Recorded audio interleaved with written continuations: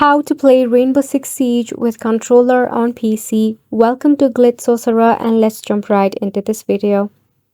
For this, you can directly open up your Rainbow Six Siege on your Steam or just tap open your Steam. So firstly, we'll be configuring the controller settings in our Steam.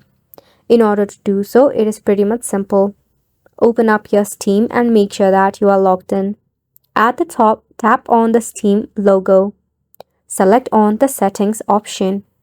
You need to tap on controller.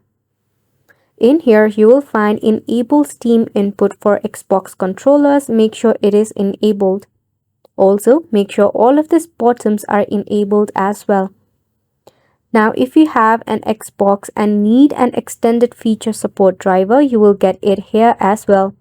All you have to do is just tap on install and you will get yourself some support driver as well. Now that is how you'll be able to play your Rainbow Six Siege with controller on your PC. If you want some of the internal or the in-game settings for your Rainbow Six Siege, it is pretty simple as well. Make sure that you have actually purchased your Rainbow Six Siege from your Steam for this. Right here, you will find a setting gear option. You need to tap on it.